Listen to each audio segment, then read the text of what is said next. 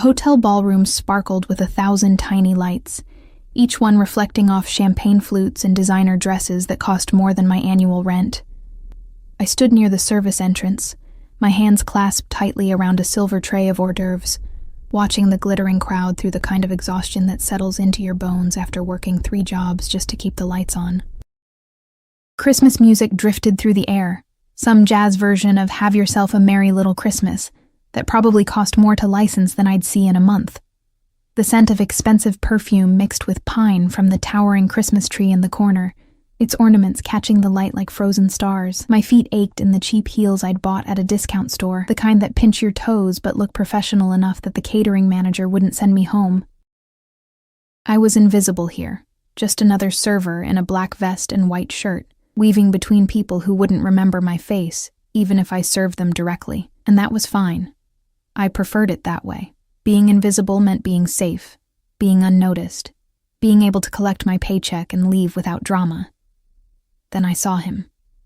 Marcus stood near the bar, his arm draped possessively around a woman in a red dress that probably cost more than my car. Her laugh was loud and sharp, cutting through the music like glass breaking. My ex-boyfriend looked exactly the same. Same cocky smile, same perfectly styled hair, same way of looking at everyone like they existed solely for his entertainment. My stomach twisted. I hadn't seen him since he'd walked out 6 months ago, leaving me with nothing but unpaid bills and a broken heart I'd carefully stitched back together with long work hours and stubborn pride. I turned quickly, nearly colliding with another server. The tray wobbled dangerously, but I steadied it, my heart hammering against my ribs. I needed to stay on the opposite side of the room. I needed to finish my shift and leave before he noticed me, but fate, it seemed, had other plans. "Oh my God, is that Emma?" Marcus's voice carried across the ballroom, amplified by alcohol and cruelty. Several heads turned. I froze, my fingers gripping the tray so hard my knuckles went white. "Emma!" He was walking toward me now, the woman in red following with a smirk painted across her perfect lips. "I didn't know you were working here. Wait, are you actually serving drinks?" The contempt in his voice made my cheeks burn. A small circle was forming around us, curious faces drawn to the spectacle like moths to flame. "I'm working," I said quietly, trying to keep my voice steady. "Excuse me, I need to—" "Working as a server?" The woman in red laughed, a sound like nails on a chalkboard. "Marcus, you dated a waitress? That's so cute." "She wasn't always this pathetic," Marcus said, his eyes scanning me from head to toe with obvious disdain. "What happened, Emma? I thought you were going to finish your degree." "Oh, wait. You couldn't afford it, could you? Not after I stopped helping you out." My throat tightened. Several people were openly staring now, their conversations dying as they tuned into the drama unfolding before them. I wanted to disappear, to sink through the floor, to be anywhere but here. "You never helped me out," I managed, my voice barely above a whisper. "You just took. Marcus laughed, harsh and cruel. "I gave you the best 6 months of your life, and this is how you repay me? By embarrassing yourself at a party like this? Jesus, Emma, have some dignity." The woman in red leaned into him, whispering something that made him grin wider. My vision blurred with unshed tears. I wouldn't cry. Not here. Not in front of these people who looked at me like I was entertainment, a cautionary tale to whisper about later. I started to turn away when Marcus grabbed my arm, his fingers digging into my skin through the thin fabric of my shirt. "Don't walk away from me," he hissed. "I'm not done talking to you." "Let go," I said, trying to pull free, but his grip tightened. "Make me." The ballroom had gone almost silent now. The music still playing, but the conversations dead. Everyone was watching. Some with pity, most with the kind of morbid curiosity people reserve for car accidents and reality TV. Then I felt it. A shift in the air, a change in temperature that had nothing to do with the room's climate control. The crowd parted like water around stone, and even Marcus's grip loosened slightly as his attention moved past my shoulder. The scent hit me first, expensive cologne, something dark and woody with notes of leather and smoke. Then came the presence, a weight that settled over the room like a physical thing. I turned my head, following Marcus's suddenly pale expression. The man walking toward us was young, maybe early 30s, but carried himself with the kind of authority that age couldn't grant. His suit was impeccable, black and perfectly tailored to a body that spoke of discipline and power. Dark hair, dark eyes that seemed to absorb light rather than reflect it. 2 men flanked him, both built like walls and wearing identical expressions of casual menace. But it was his face that caught me, beautiful in the way dangerous things are beautiful. Sharp angles and full lips, a jawline that could cut glass, and eyes that held absolutely no warmth as they fixed on Marcus's hand still gripping my arm. The entire ballroom held its breath. He stopped 3 feet away from us, and I noticed the way the crowd instinctively gave him space. The way conversations didn't just die but seemed to evaporate in his presence. One of his guards murmured something in his ear, too quiet for me to hear, but those dark eyes never left Marcus's face. "You're hurting her." His voice was quiet, almost gentle, but it carried through the silence like a knife through silk. There was an accent there, subtle but present, Italian maybe, or something close to it. Marcus's hand dropped from my arm as if I'd burned him. We were just talking. It's none of your... It became my business the moment you put your hands on her.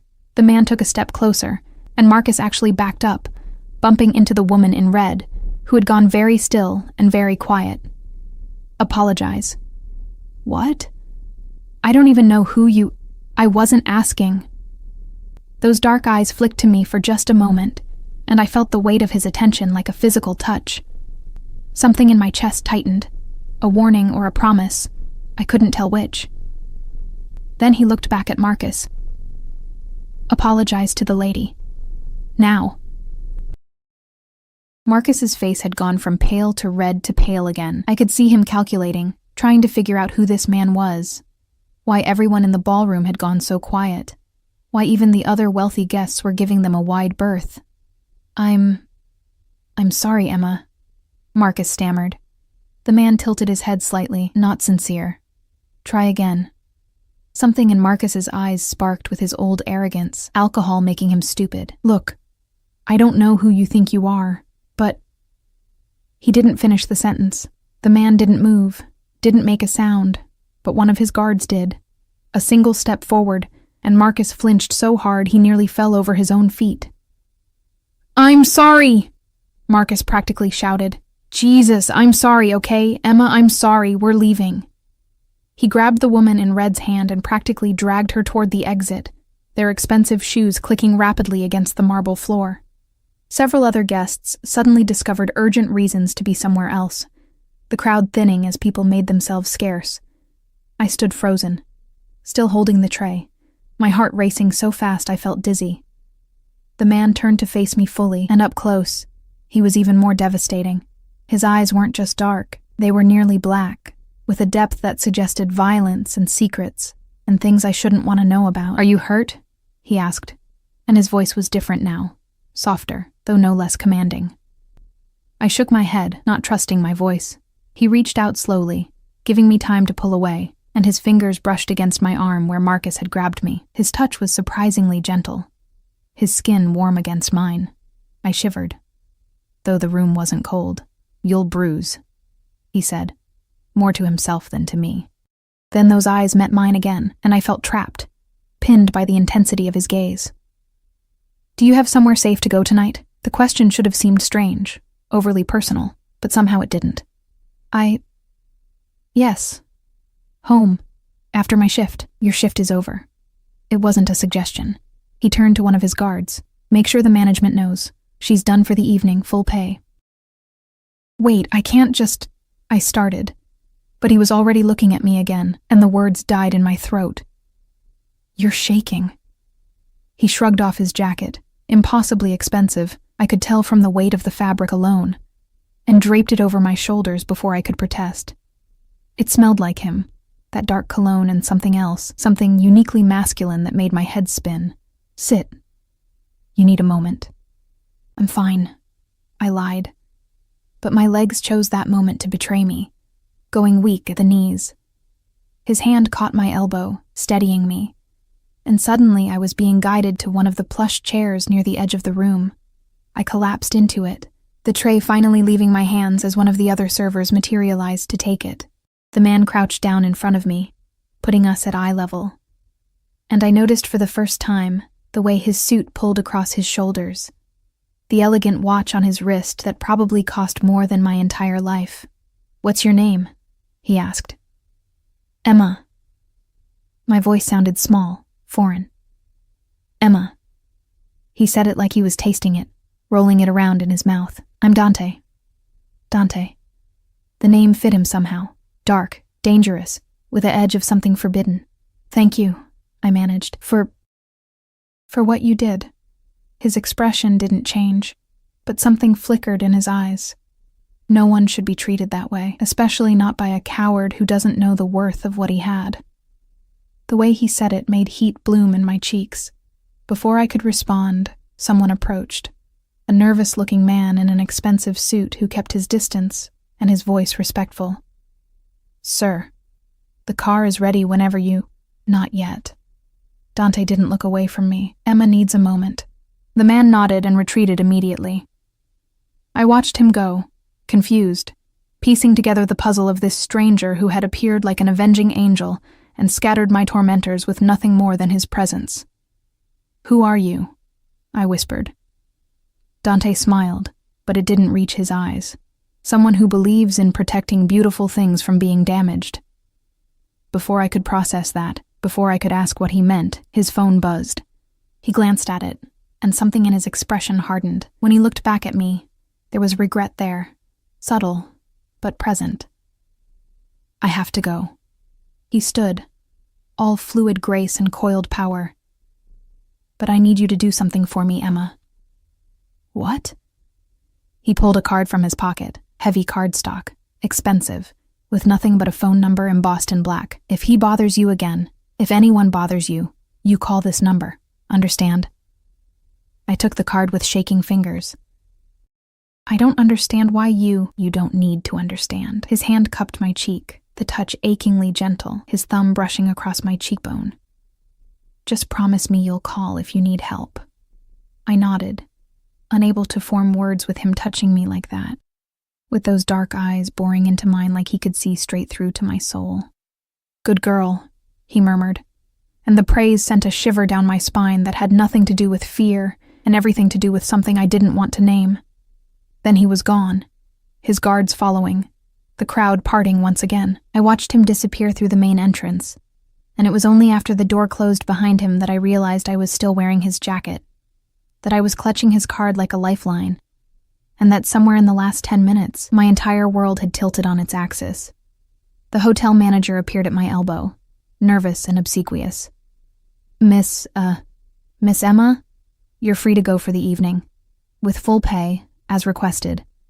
And if you ever need anything at all, please don't hesitate to call us." I nodded numbly, gathering my things, still wrapped in Dante's jacket because I couldn't bring myself to take it off. The scent of him surrounded me, made me feel safe in a way I hadn't felt in years.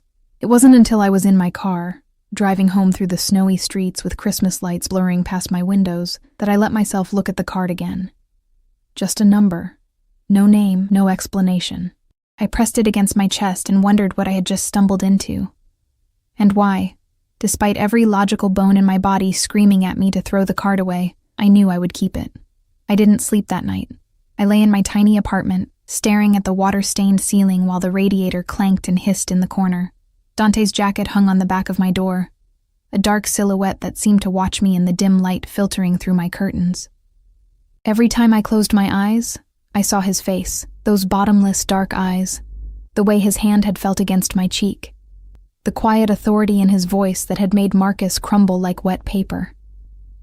The card sat on my nightstand, its presence somehow louder than the traffic noise outside. By the time weak winter sunlight crept across my floor, I'd convinced myself it had all been a fever dream. Men like that didn't exist in real life. They certainly didn't appear out of nowhere to rescue struggling waitresses from their pathetic ex-boyfriends.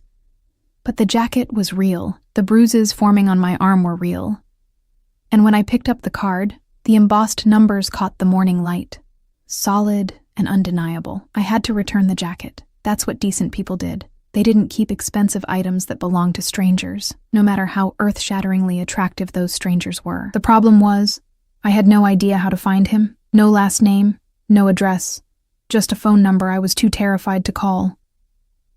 I was wrestling with this dilemma over burnt toast and instant coffee when my phone rang. Unknown number. My heart stopped. Hello? My voice came out rougher than intended. Miss Emma? A man's voice, formal and professional. Not Dante. This is James. I'm calling on behalf of Mr. Moretti. He wanted to ensure you arrived home safely last night. Mr. Moretti. So that was his last name. Yes, I'm fine. Thank you. Excellent. Mr. Moretti also wanted me to inform you that his jacket, will be collected this afternoon if that's convenient. Someone will arrive at 2 o'clock. I glanced at my ancient microwave clock. That gave me 3 hours. How do you know my address? A pause. Mr. Moretti has access to certain resources. I hope that doesn't alarm you. It should have. It absolutely should have terrified me. Instead, something warm unfurled in my chest. Dangerous and intoxicating. He'd made sure I got home safely. He'd thought about me after he left. 2 o'clock is fine, I heard myself say. Perfect. Someone will be there promptly. The line went dead. I spent the next 3 hours in a panic, cleaning my apartment with the kind of manic energy that comes from knowing someone from a different world was about to see how I actually lived. Not that whoever came would care about my threadbare furniture or the way my kitchen faucet dripped no matter how tight I turned it, but I cared. God help me. I cared what they would think, what they would report back to Dante. At exactly 2 o'clock, there was a knock on my door. I opened it to find one of the men who had flanked Dante last night, tall, built like he could break me in half without effort, wearing a dark suit despite the casual hour. His eyes swept over me, assessing, then moved past to scan my apartment. Miss Emma, I'm here for Mr. Moretti's jacket. I nodded, retrieving it from the door. The fabric was still warm from where winter sunlight had hit it, still carried that intoxicating scent. I held it out, and the man took it with a nod. Mr. Moretti also asked me to give you this. He produced a slim box, wrapped in black paper with a silver ribbon. My hands shook as I took it. I can't accept. It would be rude to refuse. His expression didn't change, but something in his tone suggested this wasn't optional. Mr. Moretti is not a man who takes rejection well. He left before I could argue, his footsteps heavy on the stairs leading down from my second-floor walk-up. I closed the door and stared at the box. Everything in me screamed not to open it, to return it, to forget last night had ever happened. Men who inspired that kind of fear, who had people call ahead and knew your address without asking. Those weren't the kind of men you got involved with. But my fingers were already pulling at the ribbon. Inside, nestled in black tissue paper, was a phone. Top of the line, expensive, nothing like my cracked screen disaster. A note lay beneath it, written in elegant handwriting, so I can reach you, and you can reach me. D. My breath caught. This was too much, too personal, too everything. I should have called that number and told whoever answered that I couldn't accept such an expensive gift. Instead, I found myself setting up the phone, watching as it synced and loaded. Only one contact was already saved. Dante. As if summoned by the thought, the phone buzzed in my hand. A text message. Did you sleep well? My fingers hovered over the keyboard. Every rational part of my brain was screaming at me to ignore it, to put the phone away, to go back to my normal life where I was safe and invisible and alone. Instead, I typed, "Not really." The response came within seconds. Neither did I. I kept thinking about the fear in your eyes. My heart hammered against my ribs. I wasn't afraid of you. I know. That's what concerns me. I stared at those words, trying to decipher their meaning. Before I could respond, another message appeared. Have dinner with me tonight. It wasn't a question. Just like everything else about Dante, it was a statement, a certainty, as if my agreement was already assumed. I should have said no. I should have asked 100 questions. Who he was, what he did, why he was interested in someone like me. Instead, my treacherous fingers typed, "Where?" "I'll send a car at 7, wear something comfortable," and that was it. No address, no details, just another command wrapped in the illusion of choice. I spent the rest of the afternoon alternating between panic and a strange, fluttering anticipation. I tried on every piece of clothing I owned, which wasn't many, before settling on a simple black dress that was my nicest outfit, the one I wore to job interviews and funerals. It wasn't fancy, but it was clean and pressed, and made me look less like someone drowning in bills and exhaustion. At 6:50, I was pacing my apartment, second-guessing everything. At 6:55, I was reaching for my old phone to call it off. At 7 exactly, there was a knock on my door. The man standing there wasn't the same guard from earlier. This one was older, silver hair, wearing a driver's cap, and a kind expression that seemed almost out of place. "Miss Emma? I'm Marco. Mr. Moretti sent me to collect you." Collect. Like I was a package. But Marco's smile was warm, grandfatherly, and somehow that made it easier to follow him down to the street. The car waiting was exactly what I'd expected. Black, sleek, windows tinted so dark I couldn't see inside. Marco opened the back door for me, and I slid into leather seats that probably cost more than my monthly rent. The interior smelled like leather, and that same cologne Dante wore. My stomach flipped. We drove through the city as evening settled in. Christmas lights twinkling in windows and on street corners. I watched my neighborhood give way to better ones, buildings getting taller and cleaner, the streets wider and less crowded. We passed through downtown, then kept going, heading toward the part of the city where I'd only ever been for catering jobs. Finally, Marco pulled through a gate that required a security code, down a long driveway lined with bare trees, and stopped in front of a house that made my apartment building look like a cardboard box. It wasn't a mansion. That would be too obvious. It was something more subtle, more expensive.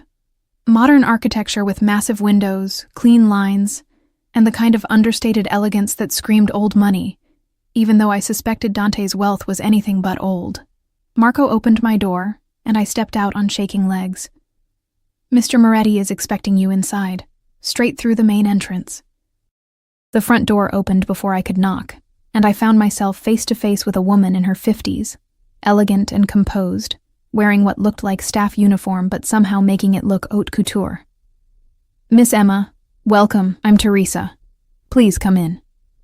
The interior was even more intimidating than the exterior. High ceilings, marble floors, art on the walls that looked like it belonged in museums. Everything was done in shades of black, white, and gray, with occasional splashes of deep red that made me think of blood and roses. Teresa led me through the house, past a living room with furniture that looked too perfect to sit on, past a kitchen that belonged in a magazine spread, and finally to a dining room that took my breath away. Floor-to-ceiling windows looked out over the city, the lights spread below like fallen stars. A table was set for two, candles flickering, casting dancing shadows across white linens and crystal glasses. And standing by the window, hands in his pockets, was Dante. He'd changed since last night. No suit jacket now, just dark slacks and a white shirt with the sleeves rolled up to his elbows, revealing forearms that were corded with muscle and marked with what looked like the edge of a tattoo. His hair was slightly disheveled, as if he'd been running his hands through it, and in the candlelight, he looked younger, almost vulnerable. Then he turned and looked at me, and that illusion shattered. There was nothing vulnerable about those eyes. "Emma." My name was a caress on his lips. "You came." "You didn't give me much choice," I said, trying for levity and failing. His smile was slow, predatory. "You could have said no." "Could I?" "No." He crossed the room in 3 long strides, stopping just close enough that I had to tilt my head back to meet his eyes. I wouldn't have allowed it. The honesty should have terrified me. Instead, it sent heat pooling in my stomach, dangerous and unwelcome. "Why am I here?" I whispered. Dante reached out, his fingers brushing a strand of hair behind my ear, the touch achingly gentle. "Because I haven't stopped thinking about you since last night. Because when I close my eyes, I see that bastard's hand on your arm, and I want to break every bone in his body because something about you calls to something in me, and I've learned not to ignore my instincts." His thumb traced along my jawline, and I shivered despite the warmth of the room. "I don't understand," I breathed. "You don't need to understand. You just need to trust me. I don't know you." Then let me show you who I am. His hand dropped away, leaving me cold. Sit, eat, talk to me, and then decide if you want to run. He pulled out a chair for me, the gesture at odds with everything else about him. I sat, because my legs wouldn't hold me anymore, and watched as he took the seat across from me. Teresa appeared with the first course, something that smelled divine and looked like art on a plate. I picked up my fork with trembling hands. Tell me about yourself, Dante said, his eyes never leaving my face. There's nothing to tell. I'm nobody. You're somebody to me. The intensity in his voice made me look up. And I want to know everything, so I told him. About my parents dying when I was 19. About the student loans I couldn't pay off. About working 3 jobs and still barely making rent. I told him things I'd never told anyone. Words spilling out of me like water from a broken dam. And he listened with an attention that felt like being held. When I finally ran out of words, he reached across the table and took my hand. His palm was warm, calloused in a way that suggested he wasn't just a man who ordered people around. You're stronger than you know, he said softly. Survivors always are. What about you? I asked, emboldened by wine and his touch. Who are you, Dante Moretti? Something flickered across his face. Too quick to read, but dark and complex. I'm someone who takes what he wants and protects what's his. I'm not yours. His grip on my hand tightened, just slightly. Not yet. The promise in those words sent electricity racing down my spine. I should have pulled away. Should have run. Instead, I held his gaze and asked the question that had been burning in my mind since last night. What do you do? For a living. Dante smiled, but there was no humor in it. I solve problems, and I never leave loose ends. It wasn't an answer. It was a warning, and I was too far gone to heed it. The days that followed blurred together like watercolors in rain. Dante didn't just pursue me, he consumed me. Text messages arrived at all hours, some sweet, some commanding, all impossible to ignore. Flowers appeared at my apartment. Not roses, but strange, beautiful blooms I couldn't name. Dark petals that matched his eyes. The catering company called to tell me I'd been given a month's paid leave. A gift from a generous client that we both knew came from him. I should have been angry. Should have felt manipulated, controlled. Instead, I felt seen for the first time in years. He took me to places I'd only ever glimpsed from the outside. Restaurants where the staff knew his name and feared his displeasure. Private art galleries after hours where we walked alone among paintings worth millions. A jazz club where the musicians played whatever he requested with nervous smiles. But it was the small moments that undid me. The way he'd text to make sure I'd eaten. How his hand always found the small of my back, possessive and protective. The darkness in his eyes when another man looked at me too long, a darkness that should have frightened me but instead made me feel precious. Coveted. 2 weeks after that first dinner, I still didn't know exactly what he did. His phone rang constantly. He'd step away, speak in rapid Italian, return with tension in his shoulders and shadows in his expression. Men appeared to give him reports, their voices hushed and respectful. Marco drove us everywhere in cars I suspected were bulletproof, and I pretended not to notice the way Dante's guards checked rooms before we entered them. I was willfully blind, drunk on attention, and the intoxicating feeling of being wanted by someone like him. It was a Wednesday afternoon when reality came crashing back. I was at the grocery store, my neighborhood market, with its flickering lights and cracked linoleum, when I saw her. The woman in red from the Christmas party, Marcus's date, standing near the produce section with her phone pressed to her ear. I tried to duck away, but she'd already seen me. Well, her voice dripped venom. If it isn't the little waitress playing Cinderella. I kept walking, but she followed, her heels clicking against the floor. Does your sugar daddy know you still shop at places like this? Or is the allowance not as generous as you hoped? Heat flooded my cheeks. Leave me alone. Marcus told everyone, about how you're spreading your legs for some gangster. Very classy, Emma. Your parents would be so proud. I spun around, fury overriding common sense. Don't you dare talk about my parents. She smirked, pulling out her phone. I got pictures of you getting into that ridiculous car last week. Maybe I should post them online. Let everyone see what you really are. My heart stopped. Pictures. Evidence of my time with Dante. something that could expose whatever careful world he'd built around himself. "Delete them," I said, my voice shaking. "Make me." She tilted her head, enjoying my distress. "Or better yet, have your boyfriend make me." "Oh, wait, does he even know your real name?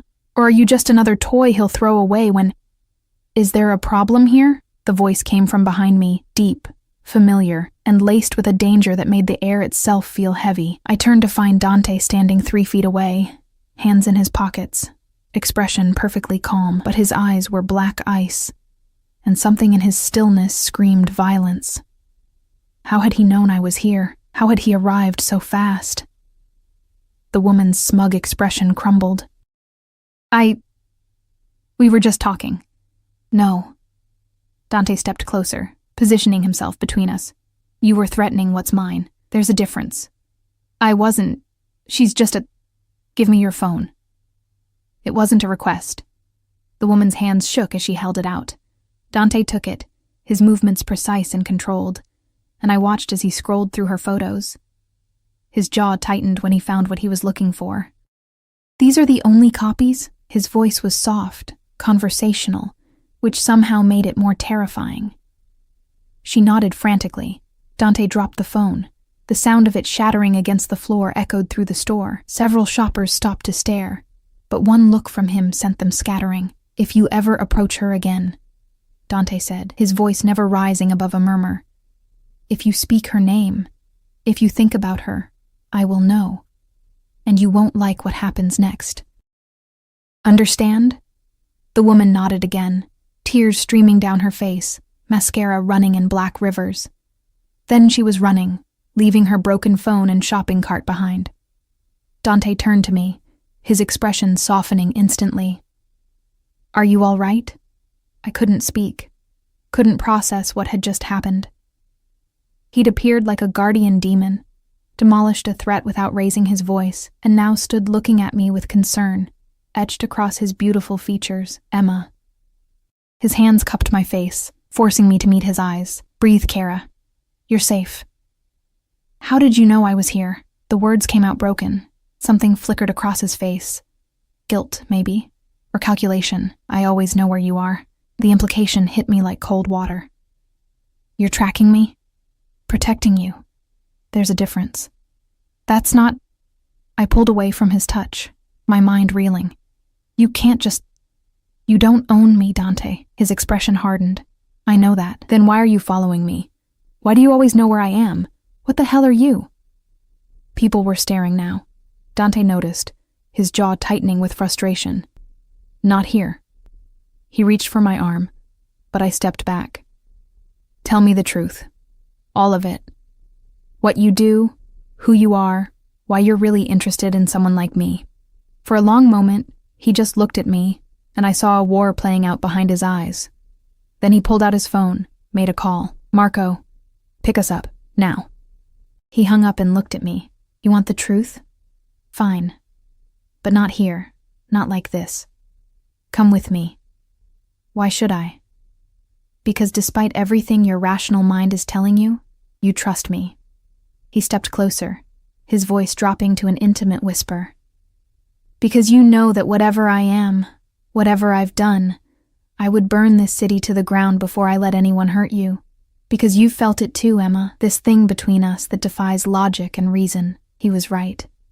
God help me. He was right. Marco pulled up minutes later, and I found myself getting into the car because the alternative, walking away, felt like cutting off my own limbs. We didn't go to his house. Instead, Marco drove us to a building downtown, nondescript and professional, with security that nodded to Dante without questions.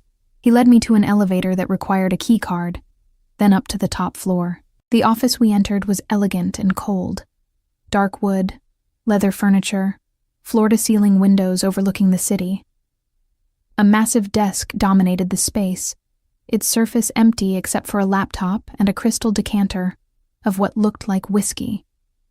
Dante poured 2 glasses without asking, handed me one, then leaned against the desk. "My family came from Sicily 3 generations ago," he began, his voice flat, factual. "They brought old traditions, old loyalties, and old ways of making money. My grandfather built an empire on those foundations. My father expanded it, and when they died, murdered by rivals when I was 23, I inherited everything. He took a drink, his eyes never leaving mine. I run businesses, import, export, real estate, construction, all legitimate on paper. But beneath that, he paused, weighing his words. Beneath that, I control territories. I settle disputes that can't be settled in courts. I protect people who pay for protection, and I eliminate problems that threaten my interests. I am what your movies call a mafia boss, though the reality is far more complex and far less romantic than Hollywood suggests. The room spun. I gripped the glass harder, the crystal cold against my palm. You're a criminal. I'm a businessman operating in a world where laws are suggestions and loyalty is currency.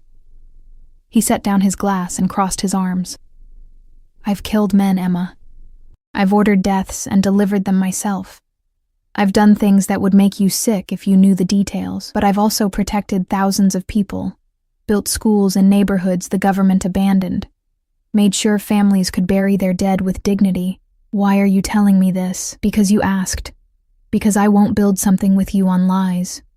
He pushed off the desk, closing the distance between us.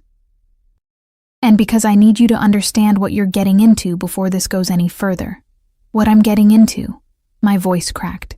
I'm not getting into anything. This is insane. You're insane. Perhaps. His hand came up to cut my cheek, and I should have pulled away but couldn't. But I haven't been able to stop thinking about you since that night. You. Broken and brave, standing there while that coward tried to humiliate you. Something in you called to something in me, and I am not a man who ignores instincts. I'm nobody, I whispered.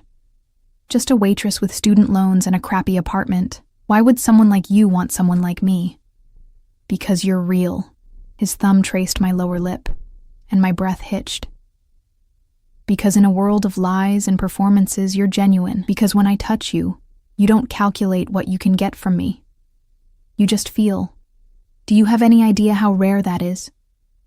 Tears burned my eyes. I can't be part of your world. You already are. His other hand found my waist, pulling me closer. The moment I claimed you in that ballroom, you became mine.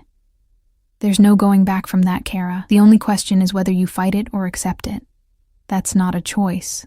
No, he agreed, his lips hovering inches from mine. It's the inevitability. He kissed me then, and it wasn't gentle or questioning. It was possession, pure and simple. His mouth claiming mine with a hunger that stole my breath and my sense. I should have pushed him away, should have run. Instead, my hands fisted in his shirt, pulling him closer, and I kissed him back with everything I had. When we finally broke apart, both breathing hard, his forehead rested against mine. I can't promise you safety, he murmured. My world is dangerous, and my enemies would use you against me if they knew what you meant to me. But I can promise you protection. I can promise that anyone who tries to hurt you will regret being born. I can promise that as long as you're mine, you'll want for nothing. Except freedom, I said bitterly. Emma. He pulled back enough to look into my eyes. You're more free with me than you've ever been. No more working 3 jobs, no more exhaustion, no more invisible. With me, you're seen, treasured, protected. Tell me that's not a kind of freedom. He was right, and I hated him for it. Hated how he'd identified the desperate hunger in me for someone to care, to see me, to make me matter. Hated how easily he'd wrapped himself around that need and made it impossible to imagine life without him. What do you want from me? I asked. His smile was dark and possessive. Everything. Your time, your attention, your thoughts, your body. I want you in my home, in my bed, in my life. I want the right to protect you, to care for you, to kill anyone who threatens you. I want you, Emma. All of you. And if I say no? His expression didn't change, but something in his eyes went cold and flat. Then I'll let you go. And I'll spend every day regretting it while making sure you're safe from a distance. But you won't say no. How do you know? Because you're already mine. You just haven't admitted it yet. The terrifying thing was, he was right. I moved into Dante's house on a gray Saturday morning, 3 weeks after the grocery store confrontation. It wasn't a decision I made consciously. It was more like a series of small surrenders. Staying over one night after dinner ran late, then another because he insisted the roads were icy, then keeping a drawer of clothes in his bedroom. Until one day I realized I hadn't slept in my own apartment in a week. The apartment I no longer had because the lease had mysteriously been bought out, and my belongings appeared in one of Dante's spare bedrooms, professionally packed and organized. I should have been furious. Instead, I felt relieved, and that relief scared me more than anything else. Teresa showed me around the parts of the house I hadn't seen yet, a library with first editions and leather chairs, a gym that looked like something from a magazine, a garden that would be beautiful in spring, but now stood bare and skeletal under winter sky. She was kind, but distant, treating me with a respect that felt unearned. Mr. Moretti is very particular about his space, she said as we passed his office, the one room I was told never to enter without permission. But he's asked that you make yourself at home everywhere else. If you need anything at all, just ask. What I needed was to understand how my life had spiraled so completely out of control in less than a month. What I needed was to figure out if I was living a fairy tale or a nightmare. Dante was different at home. Still commanding, still dangerous, but softer around the edges. He'd find me reading in the library and sit beside me, not speaking, just present. He'd pull me into his lap while he worked through paperwork, one hand absently stroking my hair, while the other signed documents I didn't look at too closely. At night, he'd hold me against his chest, his heartbeat steady under my ear, and whisper things in Italian I didn't understand but felt in my bones. The possessiveness was constant and suffocating and intoxicating. His hand on my lower back wherever we went, the way he'd step between me and any man who looked too long. How he'd text me throughout the day. What are you doing? Have you eaten? I miss the taste of your mouth. I was drowning in him and I'd forgotten how to want air. It was a Tuesday evening when the fragile bubble burst. I was in the kitchen with Teresa, learning to make fresh pasta because I was going insane with nothing to do, when raised voices echoed from Dante's office. Male voices, angry, speaking rapid Italian that I couldn't follow. Teresa's hands stilled in the flour.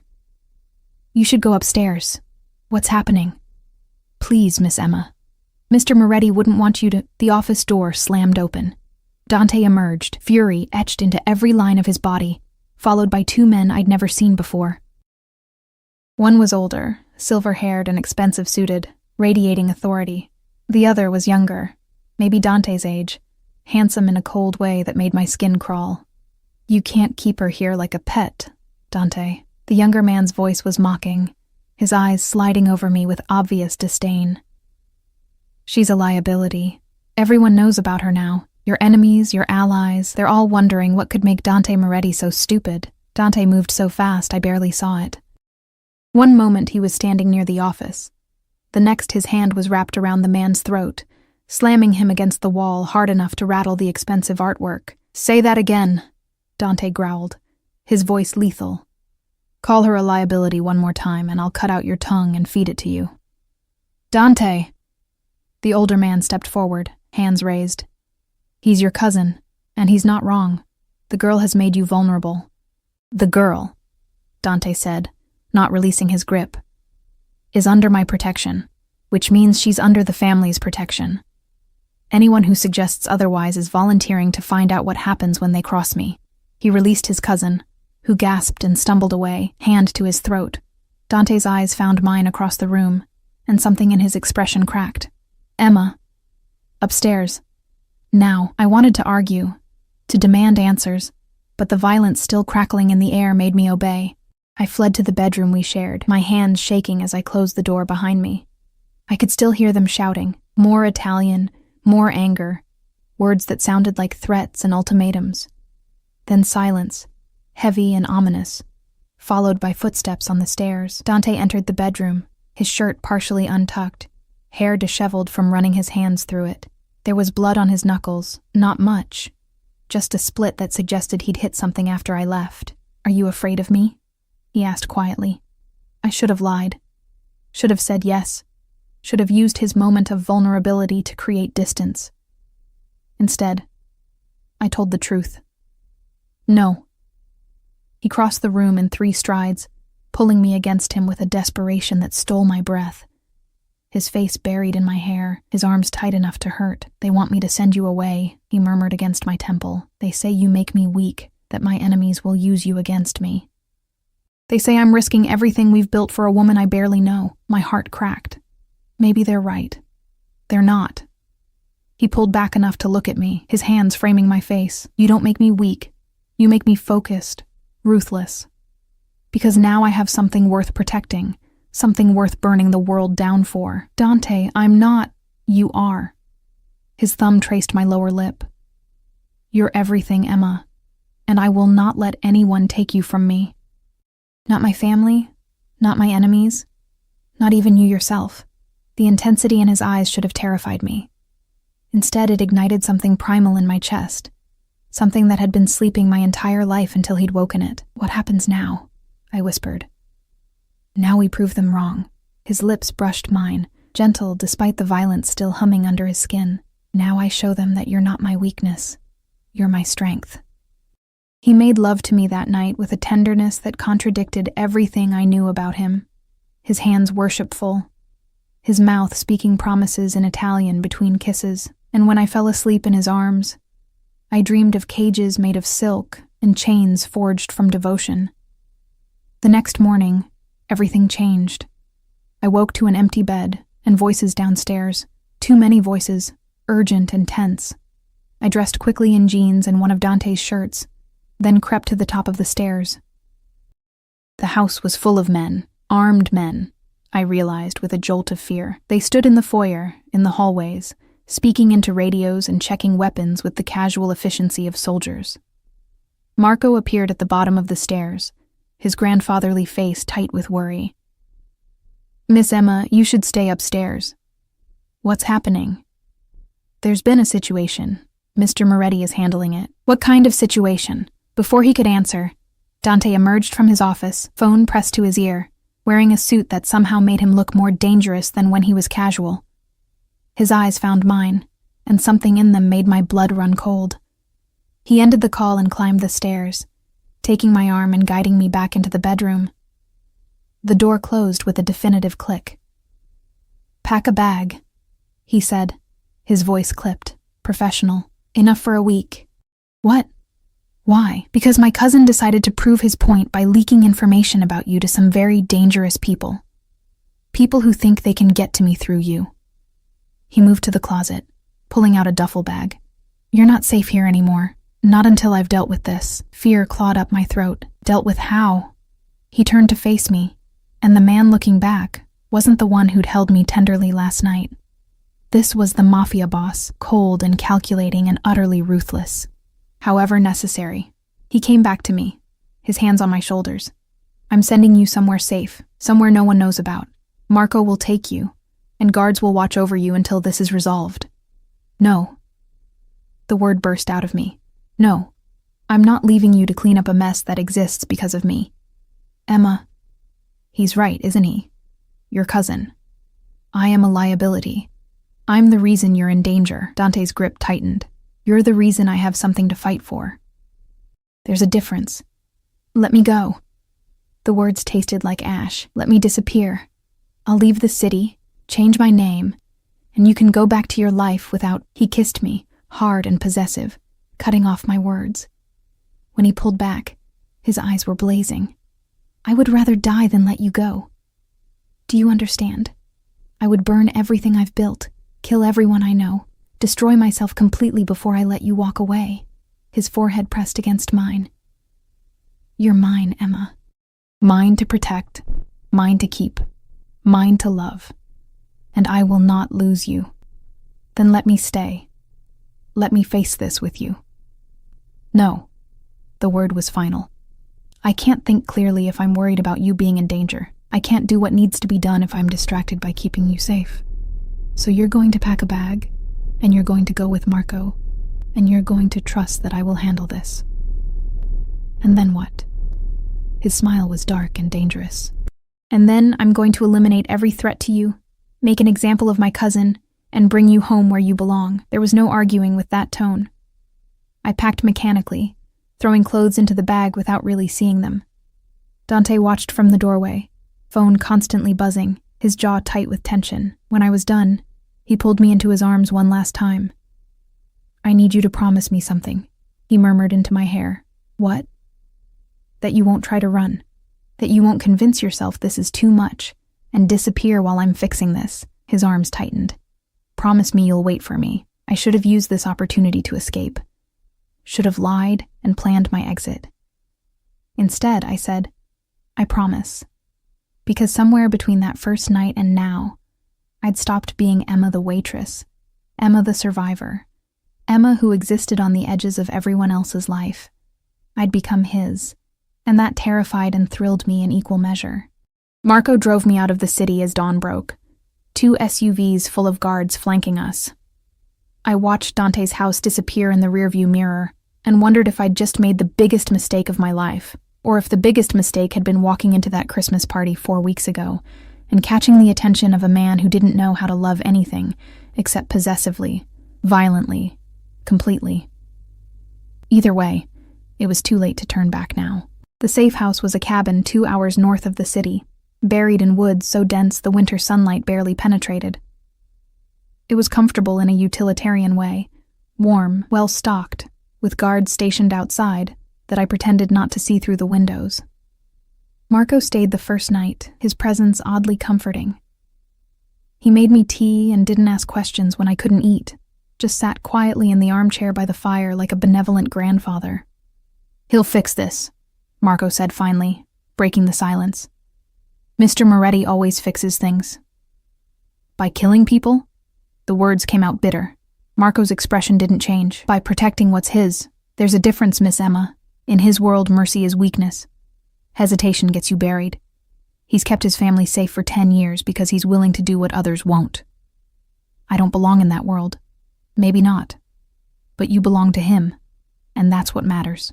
He left the next morning, leaving me with guards whose names I didn't know, and silence that felt suffocating.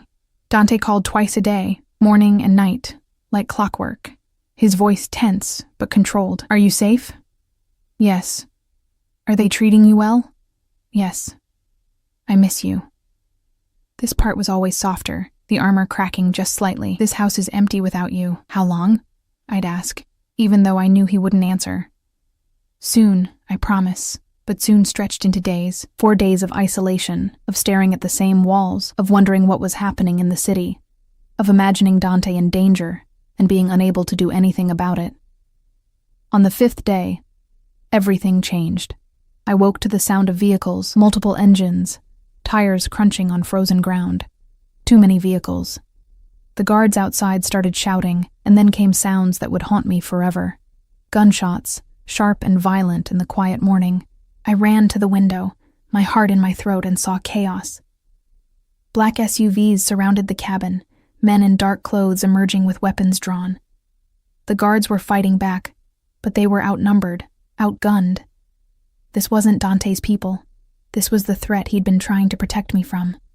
Terror locked my limbs. I should run, hide, do something. But I was frozen, watching as one of the guards fell, blood blooming red against white snow. The front door exploded inward. 3 men entered, and the one in front smiled when he saw me. Cold, calculated. The smile of a predator cornering prey. "Emma, isn't it?" His English carried a thick accent. "Dante's little pet. He's been very busy lately, cleaning up messes, killing people, making statements." He stepped closer, and I backed away until I hit the wall. "He forgot that while he was hunting, someone might be hunting what he values most. He'll kill you," I whispered. "Probably. But first we're going to send him a message, and you're going to deliver it." He reached for me, and something inside me snapped. I wasn't the terrified waitress anymore. Wasn't the woman who let Marcus humiliate her without fighting back. Dante had awakened something in me, something fierce and desperate to survive. I grabbed the lamp from the side table. Something fierce and desperate to survive. I grabbed the lamp from the side table and swung with everything I had. It connected with his temple, glass shattering, and he staggered back with a roar.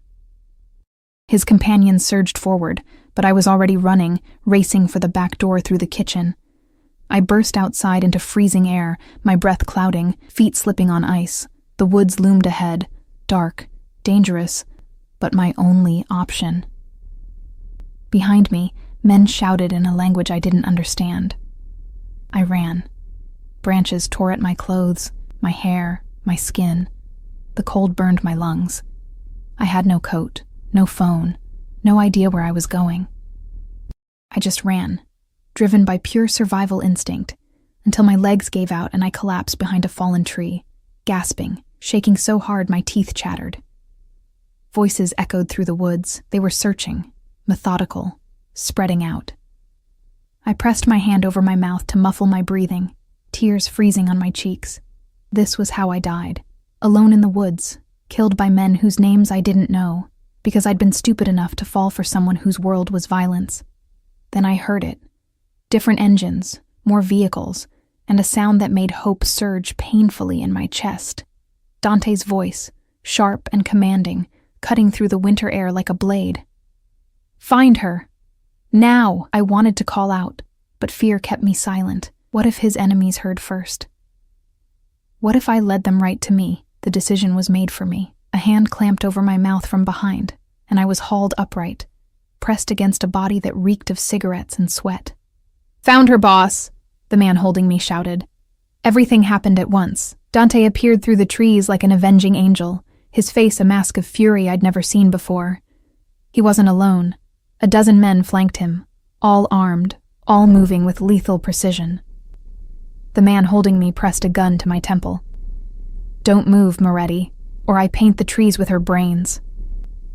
Dante stopped, but his eyes, God, his eyes, burned with something beyond rage, beyond violence. This was primal, possessive fury that promised death, and worse than death. Let her go. Each word was precisely enunciated, vibrating with barely controlled violence. Drop your weapons first. No. Dante's gun stayed aimed at the man's head. You're going to release her, and then I'm going to kill you. Those are your only options. The only variable is how much you suffer first. The gun barrel dug harder into my temple. Big talk for a man who... The shot came from somewhere to my left. One of Dante's men. A perfect shot that took the gunman in the shoulder. His grip loosened, and I dropped, hitting the frozen ground hard. Then hell erupted. I covered my head as gunfire exploded around me, deafening, terrifying. It lasted seconds, maybe 10, maybe 20, before silence fell, heavy and final. Strong hands pulled me up, and then I was in Dante's arms, his body shaking as much as mine, his hands running over me frantically, checking for injuries. Emma, look at me. Are you hurt? Did they touch you? Emma, answer me. I'm okay. I managed through chattering teeth. I'm okay, He kissed me desperately, his mouth claiming mine with a hunger that spoke of fear and relief and possession so complete, it should have frightened me. When he pulled back, his eyes were wet. I thought I lost you, he whispered, his forehead pressed to mine. When they told me the safe house was compromised, when I couldn't reach you, I thought I'd failed you. You didn't. You came. I will always come for you. His hands cupped my face, thumbs wiping away my tears. Always, Emma. You're mine. Mine to protect, mine to keep, mine to love, and I will burn down the entire world before I let anyone take you from me again. Around us, his men were dealing with bodies, speaking into radios. But I only had eyes for him, for this dangerous, possessive, violent man who'd somehow become my entire world. Take me home, I whispered. Relief flashed across his face. Home? Your home. Our home. Whatever this is, whatever we are, I'm done running from it. I'm done pretending I don't want this, don't want you, despite how insane it all is. Dante lifted me into his arms, carrying me through the woods like I weighed nothing. You're sure? Because once we cross this line, there's no going back. You'll be mine completely, my world, my life, my darkness, all of it. I looked into those bottomless dark eyes and made my choice. I've been yours since that first night. I just didn't want to admit it. His smile was fierce, possessive, and achingly tender. Then let's go home, cara mia. 3 months later, I stood in the garden behind Dante's house, our house, watching as spring finally broke through winter's grip. Crocuses pushed through the last patches of snow, brave and beautiful, reaching for weak sunlight. Life had settled into something resembling normalcy, if normalcy could exist in a world of armed guards and hushed phone calls. I'd learned to navigate Dante's darkness, to accept the parts of his life I couldn't change, and find peace in the parts I could. Teresa taught me to cook properly. Marco told me stories about Dante as a boy, painting pictures of a child forced to grow up too fast, to become hard too young. And Dante himself slowly revealed layers I hadn't known existed. His love of classical music, the way he supported families whose breadwinners worked for him, his fierce protection of those he considered his. His cousin had disappeared. Dante never told me what happened, and I never asked. Some questions were better left unspoken.